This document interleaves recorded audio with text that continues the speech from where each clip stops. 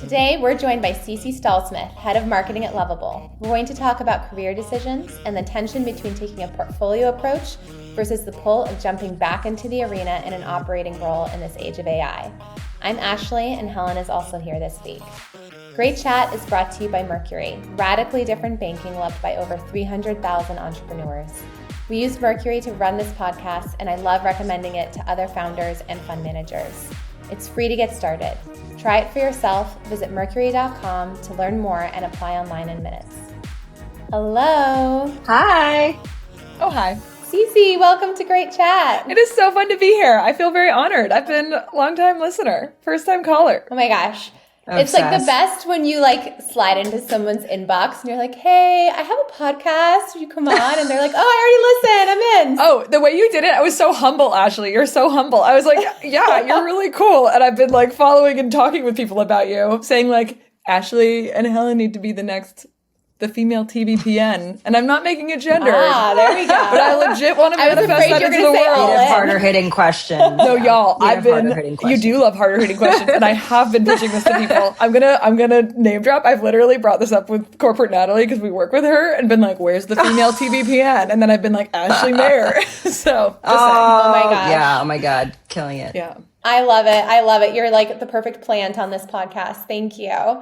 Oh my gosh, so much fun stuff to talk about today, but can we talk about, I think the thing that has brought joy to all of our timelines first, Alysa Liu and the Winter Olympics? Yeah, my gosh. What did she say? The joy is the ultimate competitive advantage, or that's at least what we're taking away from it. Oh, I don't think she said that. I think that's what I think the discourse has made it cross over and apply to them. And I think that's such a great counter narrative to the 996 hustle culture of, you just need to grind it out at the office, because I felt, we made this comment before that this generation is forgetting that past generations who were sleeping at the office and doing all these things for their startup, they did it because they wanted to. They weren't told that 996 is a corporate policy. And so I don't think that we're going to the space of just do what you love. I think that there's many problematic things with that sort of advice, but I think joy as the ultimate competitive advantage is truly inspiring and such a great reminder for literally everyone. I could not strongly agree more. This is where I feel like this actually is very relevant to the topic we're going to get to later, which is following the fun of work, because work can be fun. And Ashley, I feel like this brings us to our roots at Box. I emailed Aaron cold because I saw him give a talk and was like, that guy's just got this energy and I just want to be around it. And there was an infectious joy in that. And that was what lit my career up. So much fun. Yes. It was so much fun. The danger is when you do that early in your career, you expect it for the rest of it. And you realize that is actually a quite rare to have that. It's funny, Helen, when you were saying sleeping at the office, Ceci, I don't remember what year you joined, but the first Box office I was in, there were literal bunk beds in the office, and it was kind of gross. As a girl, I tried to stay out of that room, not for any safety reasons, just because dudes were sleeping there at night. But it wasn't because of hustle culture. There was no Twitter pressure to be performing productivity. It was people were just so excited to build. And so, yeah, I think Alysa as our new sort of model for what we all want to achieve. She also really broke through to the timeline because there's this one interview she did where she was just saying I love struggling. It makes me feel alive. And that led all of the tech bros to comment on the value of aliveness, which I thought was so interesting. I really think AI is really creating a bit of an identity crisis for a lot of people. And this was being a human is being alive and feeling joy. And it was sort of an affirming moment for the feed. We love a good crossover. I enjoyed the Claude thinking sort of graphic on top of the aerial shot of her doing a spin. And there was a lot of this breaking through the timeline in the best way. Well, speaking of Claude, it could probably give its CEO some public speaking tips. Helen, this was one you shared in the group chat this week. Yeah, I think I was just a little horrified because it was Dario was speaking at, was it like a AI or a tech conference in India? Yeah, it was the Yeah, I prime think it was minister the who one where hosted like a lot he of. and Sam didn't hold hands. Yeah, the non. But Dario gave a keynote from what we could Yeah. see, and he read the entire thing, from his phone. And I think that was just so horrifying for me to watch because, like, so much of my job, has been like working with CEOs on their public speaking, and I don't know if that communicated that their comms people thought that was okay, or that the CEO did not, talk to the comms people, I know their or comms that. lead, and there's like no way she. Oh, I do too. And she's outstanding. So I She's was a little bit just like, what amazing. happened here? And it was just I sort of like know. the image of it was jarring. But I don't know. Did you guys have any other takes other than, holy crap, what happened here? I guess I was sad because I think he's actually not a bad spokesperson. I Totally. Yes. listened Agree. to and watched a bunch of his interview with Dwarkesh, the one we were talking about the other week that like Where he got inspired some of frame the looks mobbed. maxing Yep. language. So talk about another crossover. And he was really compelling. Like, I mean, he's like nerdy, but he's articulate. I like as a non-technical person, I was able to like follow that interview, which kind of shocked me a little bit.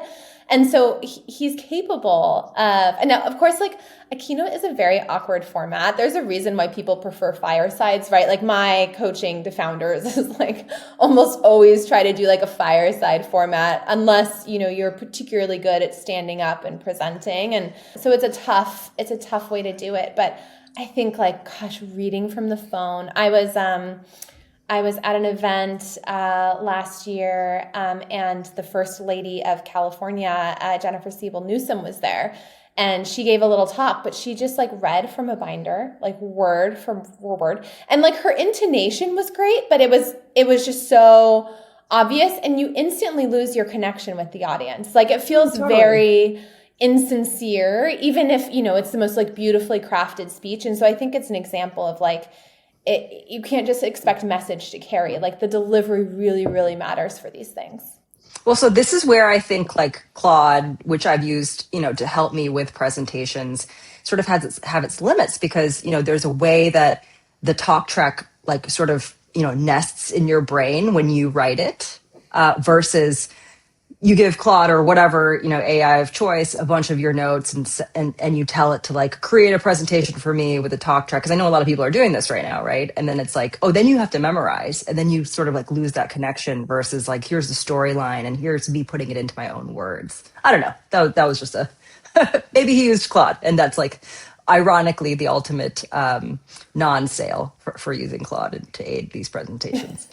My biggest addition is I feel like he crushed it at Davos in particular, which was less of a keynote, but like those sound bites and the way he showed up was perfectly crafted. So I think that comms team has done a pretty masterful job on the way they're getting him in the world. And this is interesting for a keynote. My question to you two, because you're so expert in this, is I do feel like these CEOs have this crazy burden on them right now to show up and to make their schedules are insane. We're in this extreme moment where everyone's just trying to parse what's going on. And so when they're at their breaking point, when they're at the point where they're just like, an actual keynote, how do I deliver that? I think what you're pointing out is people want a human connection in a keynote, and the reading a really prescripted thing doesn't feel like a human connection anymore.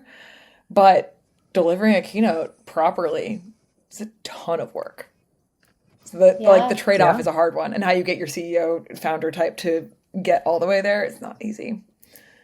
Totally, while running a company, right? Like, I think this is tough, and this is where, you have to be protective of their time sometimes, and not to say that this wasn't the right move to show up at this event because it seemed like a truly like landmark AI event where all the other players were there, but it's tough. It's really tough. I mean, I remember back to box, like Aaron got speaking invitations left and right because he was just like so good.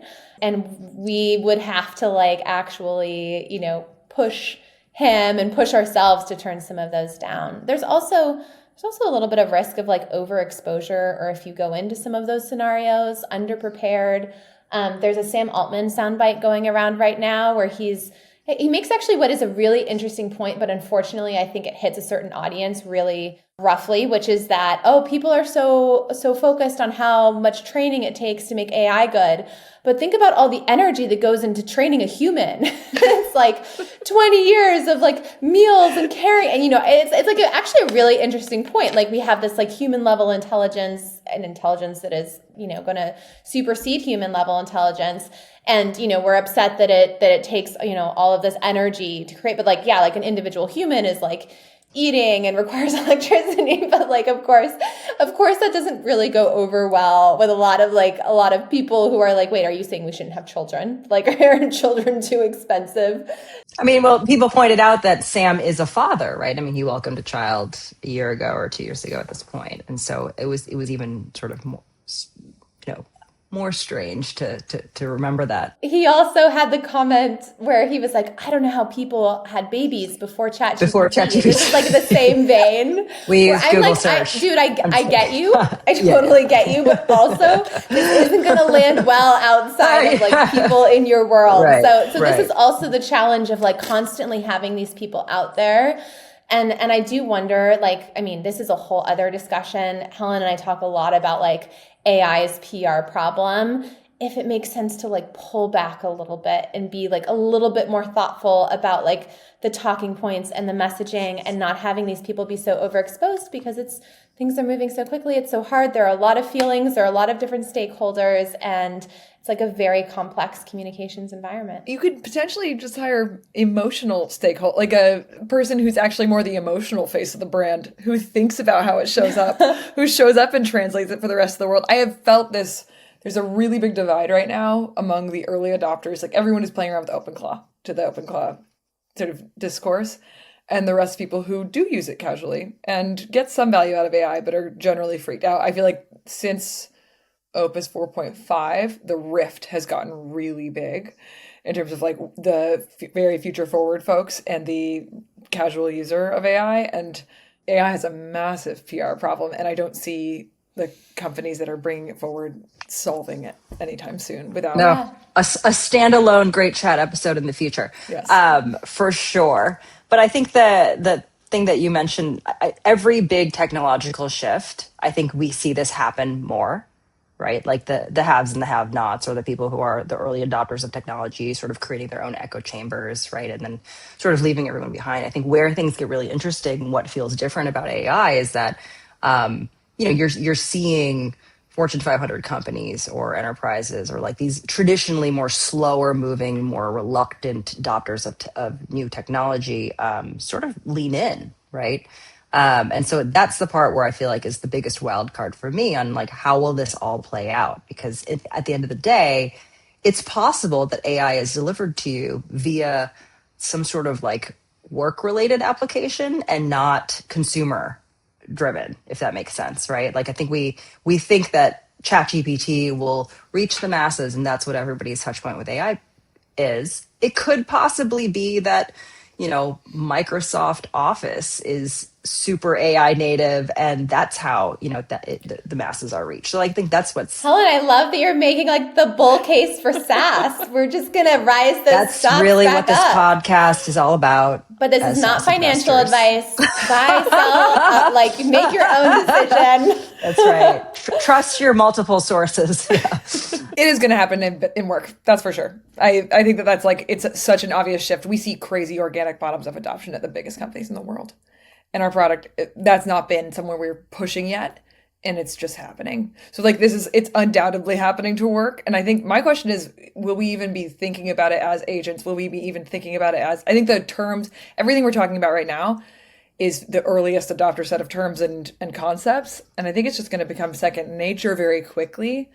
But who's going to do that fastest and most effectively? Yeah. No, I'm a big SaaS stan, but I also think that, I'm one of those people who thinks that AI will be delivered to the masses via work, because, all the consumer AI attempts that I've seen so far, which is mostly in the Gen AI space, right, with video and images, et cetera, we have had paint and paper available to literally everybody since the beginning of time.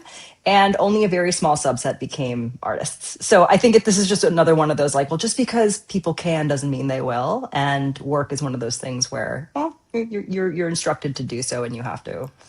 Oh yeah, it's like it feels existential for businesses, and so they're at least like pushing that down to their employees. I mean, I think the interesting thing about this shift is like tech is in the front lines, right? Like we feel this more than anyone, but we're also in an earlier phase. And Ceci, to your point, like the pressure that tech employees feel to use certain tools, like by the time it gets to the average like Fortune 500 knowledge worker, like is it going to be, oh, you need to be using agents, oh, you need to be using these chat interfaces, will it be something else entirely? But that's like what's so fun about this shift. Totally. Maybe on the topic of work. Yeah, let's get into it. Well, we saw a clip from an All In podcast episode. Helen, I think you were the one to share it, where Jason Calacanis was talking about how the token cost per employee is starting to be more expensive than the actual human employee, which is a super interesting, like, I think AI's been positioned as like, oh, we're supercharging humans, or we're making work like, more efficient and less expensive, but actually it's like very, very easy to ramp your costs way, way up with AI. And so this is also just an interesting, as we think about, the broader debate around what work is humans going to do, what work is, AI going to do. There's going to be like a cost equation there too, which is fascinating. I think the costs are going to be driven down, and that's where you see all of these infrastructure investments. So like, I don't think that the token costs now are what we're going to have forever and ever. Like if you just look at the marginal sort of like increase in efficiency over the past couple of years, we are making huge advances. So, but it doesn't negate the point, right, that we're making here, which is like, it's not that AI is 10 or 100 X more efficient than the human employee. So why would anyone bother? It's like, well, if the costs are even like remotely similar, you start to value different things, right? And I think that episode that we had Yoni on, where Yoni said like, having a real person as a like house cleaner is going to be such a luxury flex in the future, right? Versus instead of a robot. instead of an AI, robot like cleaning your house. And I think maybe you might start to see that as well at like, in luxury businesses. Everything's a services business. So that gets us back to like this theme that we keep bringing up, which is like, in this AI world, are you AI proofing yourself by just being a pleasant human being, like being net additive, to the party in whatever form that takes. And so that was kind of you an Alysa Liu in your right. Your office environment? You're just emitting joy, an infectious joy. You want to be, you want to bring that person into the office, and you want to work with them, even if they're slightly more expensive. Okay, well, this is like the perfect transition to talk about our bigger topic, which Ceci is going to help us explore. Maybe just for some background, I've been lucky to know Ceci for well over a decade. We both worked together at Box during a different platform shift, cloud and mobile. And then you led platform marketing at Slack after a brief stint in venture. And then you founded and ran a wildly successful GTM consultancy for nearly 6 years. And just sort of like from afar, it looked like you had it so down. I was like, oh, she's going to do this forever. She's like figured it out, like the perfect like portfolio career. But then you announced you were joining Lovable as head of marketing. And that also sounded like the most like obvious, can't miss. Oh my gosh, of course you have to do that move. So maybe let's start there. What was your work life pre-Lovable like? And how did you make the decision to go all in on consulting and working across many startups and then back to just one startup? And maybe just for some of our listeners who've been with us for other podcasts, this is like a topic that we are super passionate about at Great Chat. And the way we usually define it is like a portfolio life where you have like multiple revenue streams or multiple projects versus like an operating role where you're like super deep and all in on one company. Maybe you do like a little angel investing or something on the side, but like the vast majority of your time, energy, and income comes from that. And so, Ceci, you're like a perfect example of someone who's like gone between those worlds. I've loved going between those worlds. Yes. So my life as a consultant, how I got into it, I would say none of the plans I've made for my career have ever gone as I thought they would. So I actually got into consulting. Amen. That's how life is. And I think that's like the best way. It's more fun that way. I like being on more of an adventure where you're following the breadcrumbs than I'm going on this path. I'm going to make this dream happen. I honestly started consulting after I had been at Slack for 4.5 years, and my husband had been at Stripe for the same amount of time, or even longer actually. And we were like, okay, I'd had 2 kids. So I'd be lying if I didn't say that I made the choice to get into consulting because I wanted more flexibility and because I honestly looked at the top. I was at Slack. I was, reporting directly to the executive level. And I was like, I don't really want that life. Like, that doesn't look that fun to me. So we discussed it. And we were like, one of us wants to be with our child more because we'd had 2 kids at that point, and I'd been working with kids. And I was like, we're both commuting to the city. This kind of sucks. We don't want to miss out on their young childhood window, which is short. It's really brief. So I thought I'll just dip my toe in the water. He'll stay at Stripe. And my first 2 clients in my first week, this again just was fortuitous and a gift, were Twitter and Airtable. And my husband's very good at sales, so he also taught me how to sell, which is part of consulting. I think that like a lot of people try to get into consulting and don't realize that like the sales process is a huge part of being successful. And we just followed the energy, and we really did do the different thing. And I think a lot of families that we met in the last 5 years looked at us like we're a little odd because we decided we're not going to maximize for earning right now. We're going to maximize for time, and we're going to maximize for flexibility. I love variety. So I always worked on platform in my career in some degree. So that means you have developers, you have partners who are really big players like Google, Microsoft, the biggest companies in the world. And then you have customers. So you're always switching your perspective, which I like as a marketer. I like the variety, and I loved that in consulting. So the fun of the work of consulting was getting to try lots of clients on, getting to change the type of project you're working on. We were kind of a boutique consultancy too, so I would say that we did lots of different types of work, which I also enjoyed. So I'd fractional CMO'd, and then I literally product marketed and launched things for companies, or I did advising work for a year and a half. So the work really varied in terms of what I did. And I also was really flexible. But the other best thing about consulting, and the thing I'll add that is like the big win, is you can drop clients. When you're in a full-time role, it's a really big shift to be like, I'm leaving this full-time role and I'm going to the next one.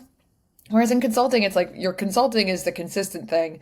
And when you work with a team to the point of, it's rare to find a company where there's great energy and where everyone really enjoys working together and the product has fit and the market is fun and it's just like good vibes. What's nice as a consultant is you try people on and you can be like, oh, that's super not for me, or I love this group and I'm going to come back to them. Like I worked at Airtable 3 times. I worked with Twitter from when I started consulting till Elon bought them, and then everyone went away.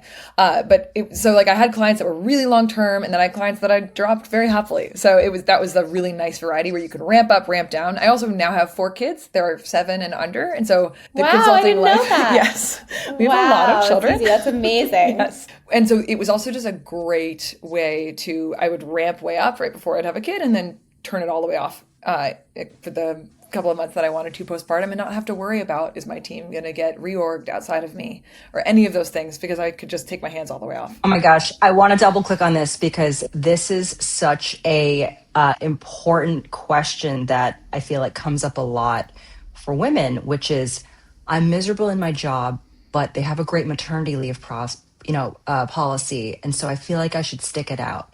And the thing that I say that always blows their mind is like, I have taken maternity leave at a place with 20 weeks of maternity leave. And I've also taken maternity leave, at running my own fund and I can't tell you, yes, it's nice to continue have benefits and pay, but there is something else about I am truly off and this time is mine. And if I feel up for it, I'm going to ramp back up. And if I'm not feeling up for it, I'm not. And so I feel like there are so many people I know that are grappling with that question. So just even hearing you say that is pretty amazing. And that you did it both ways, right? You had 2 kids while working full time and two. You A/B tested, Ceci. Exactly. I really did A/B test it. Very on brand. Yeah, there aren't conversations that at this level, because I think at a high level, it's like, well, how do you get it to all work? And it's like nobody ever does the comparison of the maternity leave, in and out of a full-time job. So thank you for the opportunity to discuss that. I will add that I did both with no insurance or a weird kind of insurance. My husband is a stay-at-home dad. So just to complete the equation here, my husband left his career and is fully with our 4 kids. And we've invested in my career being the thing we're focused on in terms of careers that are in a workplace. And we did 2 pregnancies and postpartums that were just totally on our own. I really liked the control and flexibility of not feeling I think there's a lot of tricky dynamics that come in when you go on a mat leave, depending on the type of company you're at, around worrying about your job. I have a friend who's on a mat leave right now, and she's at a company where if you don't defend your team, and to show its impact, they let it go. Like, it's just, I think that's the default. and she's literally like doing calls throughout her mat leave, which is fine. She's fine with it, but like that was not what I wanted. But I will add, like, the insurance and like if you're in the United States, that is a real factor, and that's something we had to solve for. Like, we got quoted $55,000 for my birth that I was expected to pay before I delivered. We didn't pay that. I don't want to go too far down this rabbit hole, but did you like buy through the state exchange, and that was, or were you fully? We did a different thing called a Christian health share. The ultimate cost doesn't come out to that. Never pay what they're asking you to pay you beforehand. And like, it covered what the ultimate cost was, which was like half of that cost. But it was one of those, that is the messy factor, I would say, if you're really thinking about it. Yeah. I mean, actually, it's just a real, my husband and I are both like entrepreneurial. He has a startup. I have a fund. Neither of us have health insurance through our work. And so that is like one of the costs. Like, I love the autonomy of like having my own thing and structuring it the way that I want. And same with him. I don't think either of us feel like we could go back, although you never know. But there are definitely some real costs in the logistics. But part of that is just, why is our healthcare system like so fucked up? Like, that shouldn't be where the friction is. And there are enough of us, we should be able to figure out like a model to make this work. Yeah. So maybe this is like an action All right, item, is grab all the great consultants and portfolio managers and make a solution. But yes. Yeah, we'll great chat group insurance. Exactly. Yes. The insurance wing. Mm-hmm. We've had a bunch of business ideas. Ceci, I really appreciate your honesty here around like how you've thought about things, how you've sort of like ramped up and ramped back down, because I think a lot of people feel that if they even step off for a second, I mean, this was one of the big themes of Lean In, like, don't lean out, lean in. And I think people took that in a very sort of literal and like narrow way, to be like, if I am an exec at a company and I want to have kids, I have to make sure I'm like still getting promoted or still striving. And I think like life is just more fluid than that, and opportunity is more fluid than that. And the fact that you sort of architected your life in this way, and then had this opportunity with Lovable, which is, I think, probably one of the most like coveted sort of operating roles one could have right now. Can you walk us through how that happened? Yeah, I mean, this was, again, we laughed a lot when this whole situation unfolded, because I did feel a little bit like, of people who are, climbing the ladder and trying really hard, I've sort of stepped out on purpose. And the fact that again, maybe it was more of an Alysa Liu moment, where it was like, no, when you just really are enjoying it and like having a good time, these things fall in place. Because I started actually at Lovable as a consultant. So I was brought on as a product marketing consultant. And I literally remember when I met Anton and this woman who was bringing me on, who's fantastic, her name's Carrie Liu, she was like, maybe she'll get addicted to the growth and want to join us full time. And I had this like in my head, like scoff at like no, I really like my life. Never. Yeah, like there's no way that I'm going to do that. And also, I know what hypergrowth is like. I did not know what hypergrowth is like at an AI company, but I knew what hypergrowth is like at SaaS companies. And I was like, yeah, it seems different. It is different. I was like, there's no way that I'm going to do that. And the truth is, the opportunity just unfolded quite naturally. And I almost feel, and I think this gets at a greater piece of maybe what we're talking about and circling around, which is it's a little bit of the don't just lean in because everyone's telling you to lean in. What I experienced going through this shift in my career is it's more of a like, go with your gut. Because, and I think especially maybe there's a useful piece of this as a woman, not to over gender, but to say like, when I had my children, I was like, I know that I want to not have to commute really far away from them right now when they're tiny. And there's other logistics I just didn't want to deal with. I was like, I had a gut level know what I want. Is Lovable fully remote? No, we're not. And I'm opening the SF office. I'm going to be in there multiple times a week. I'm going in tomorrow. And I like actually really enjoy being around people. So there's a bunch that I love. I just don't have tiny kids anymore. When I was at that stage of like breastfeeding and pumping, I was like, I don't want to have to deal with this. Like I want to just like be here. And so there was this piece of it, which was like going with my gut into the next piece of work. And with Lovable, I feel like it was a gut level opportunity. I also, this is going to maybe sound too much, I felt a level of stewardship where it was like, I felt like I have not been pursuing this. This is not like, I'm not chasing something from an ambition perspective.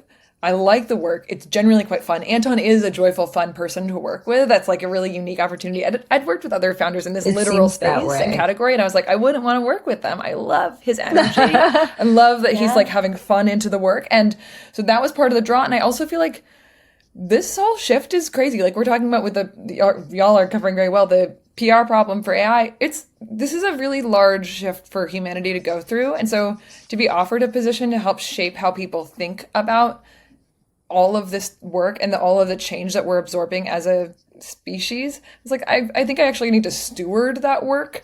It's less I need to go make my career out of it. It's more I need to take it seriously so that we hopefully have a good impact in the world, instead of it just being sort of fear, gloom, and doom. So that was my... Yeah, I love that. No, I love that. And that's way more inspiring than what I'm about to share, but it definitely resonated because when I left Plaid in late 2019, I was actually taking a career break and I was consulting and fully living the portfolio life. And one of my clients was AngelList.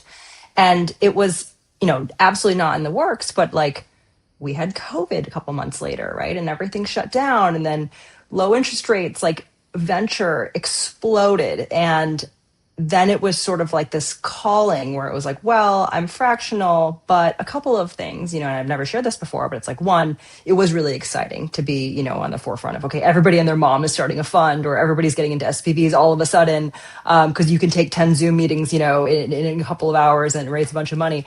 So to be like at the platform where all that was happening felt like there was a straw there. But the other thing was, when Avlo gave me the job or offered me the full-time role, he was like, AngelList has had a remote culture from day one. And I know that it's really important to you because my son's school shut down, that you get to build your hours the way that you want. And we've got team members in all different time zones. And so for me, it was like, oh, I could spend my son's waking hours with him at the beach, at the park, whatever, because he's not in the school. He was only, I think, 6 at the time.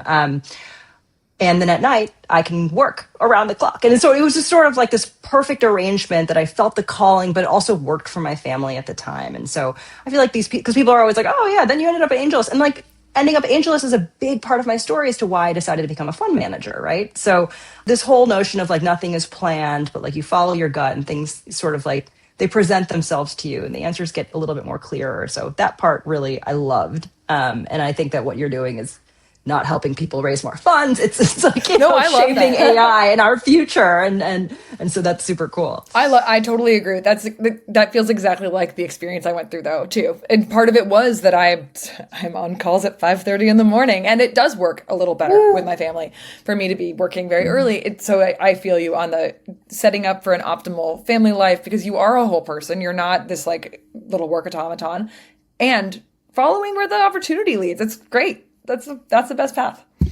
Totally. I mean, I don't have as perfect a narrative as Helen going from AngelList to having a fund, but like there is no way I would have started a venture fund if I hadn't been like angel and scout investing with friends and like running it like a little fund. And then when I left Glossier and started spending more time on that during my portfolio career phase, when Ceci, funny enough, I was also consulting with Twitter among other companies. So there may have been some overlap there. I guess one framing that I often use is there are like push decisions and pull decisions. And push decisions sometimes are like, oh, I'm like in a role and I'm unhappy, so I need to find a new job. Or I think right now there are a lot of people who are maybe at some companies that are not big players in the AI wave, and they feel a lot of pressure to like find one of those jobs, like one of the coveted operating jobs, or so you sort of feel like a push or like a sort of internal and external demand versus pull, like the universe is pulling you in some direction and you can like see a path that you weren't even looking for. Like I love those moments, and you can't architect them, but if you like have enough going on, if you have enough surface area and serendipity, like they will find you. And so I think a gut decision is a great way to frame these moments. One thought on like the sort of like portfolio and operating, since we've all done both of those, is I'm curious if you guys think there are benefits to cycling between the two, because we've all done that as well. So like, the benefit of not just picking one lane, but like being an operator and then having more of a portfolio structure and then going back into operating. Ceci, maybe, this is very fresh for you, but Do you feel like that's been to your advantage beyond sort of the benefits to your like, work-life balance? Totally. I mean, I was getting to the point with consulting where I felt like I either needed to take the work we were doing, especially I also had finished having kids. I think there was part of, again, the reality to my consulting experience was got to work at really interesting clients like Stripe, Zoom, like the really cool clients, high growth, super interesting, while also being in this very little kid stage. And we had wrapped, like I was done. And I had gotten to the point with my business partner, who's amazing, where it was like, okay, do we take, I have more in the tank again. So do we take this to, it's a big agency and we hire people and we make that bet? Or do we sort of see what's that next chapter look like? So I definitely like the moving between the two because I think they fuel each other. I also think, again, this comes back to me liking variety and getting a little bored.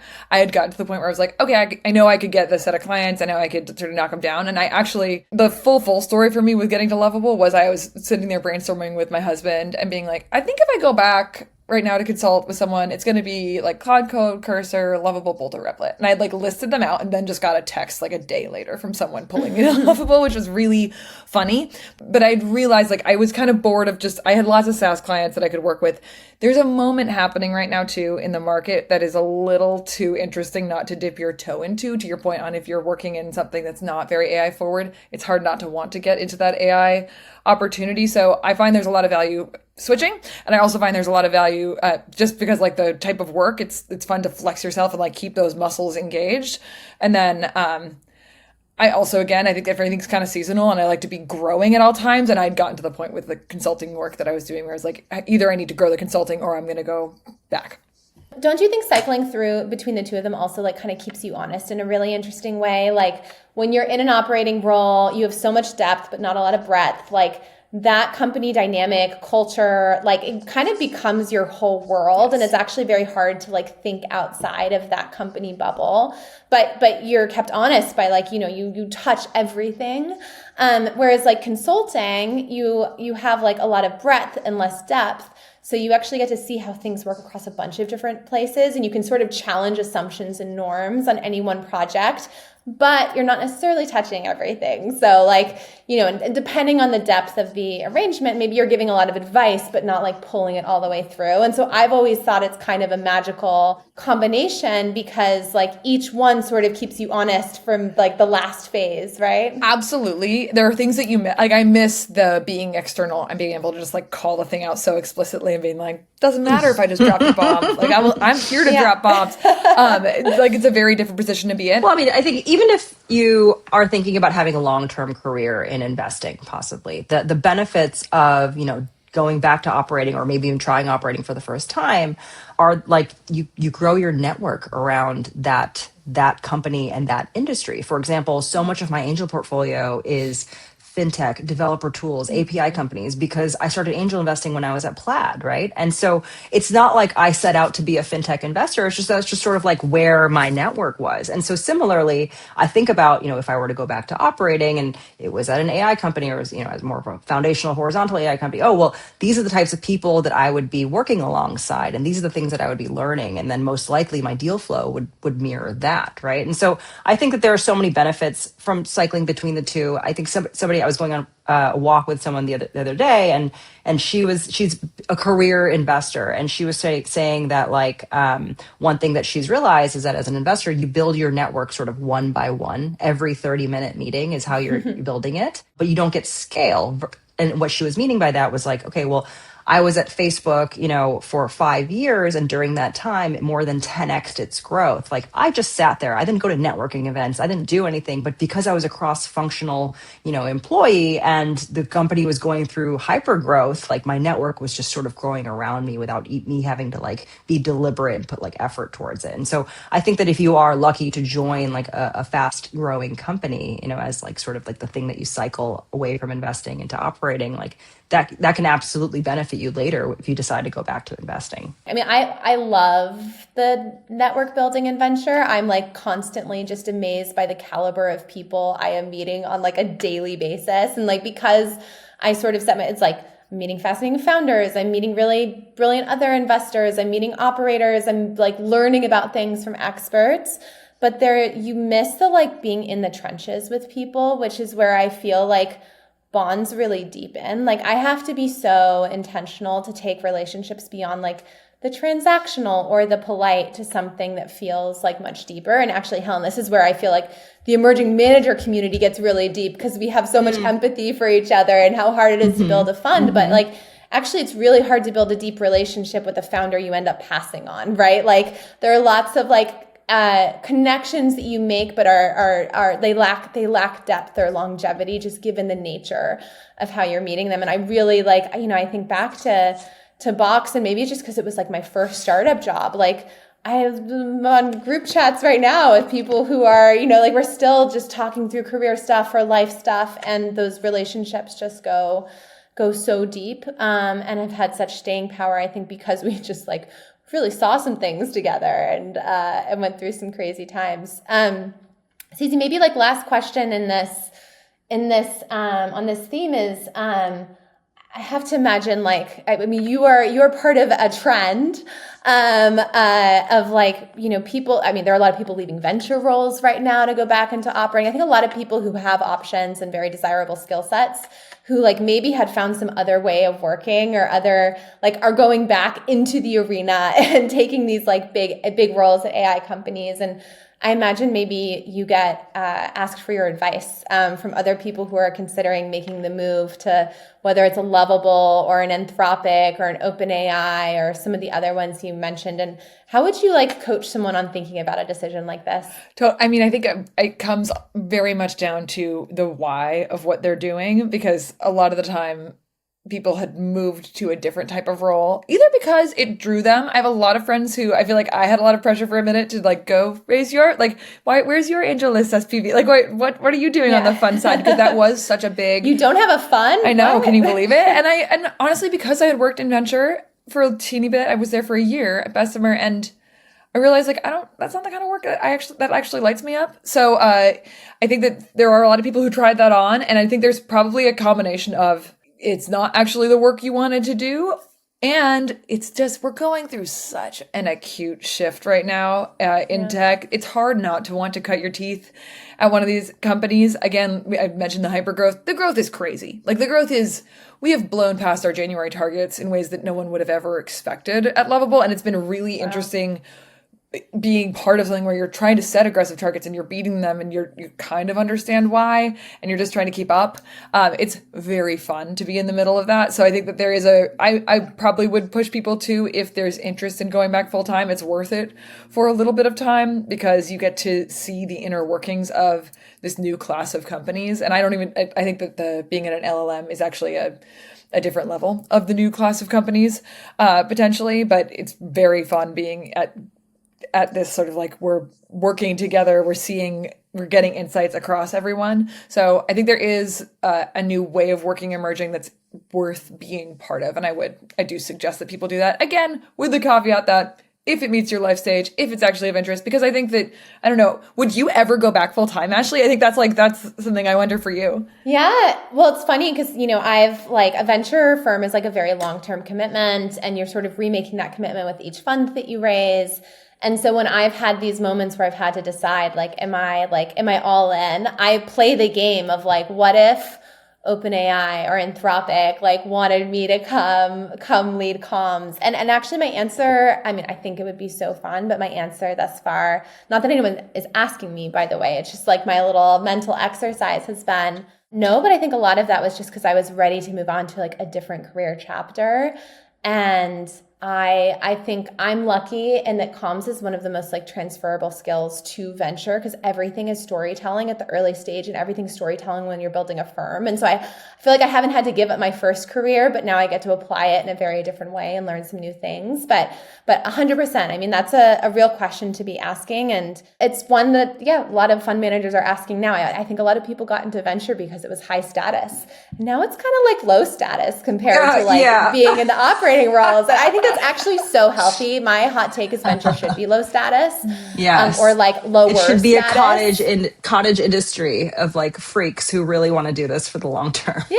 You got to be a total weirdo, and you got to be okay, like not having any real control over outcomes And being like, wrong 90% of the time. Yeah, it's great. Yeah, it's yeah, exactly.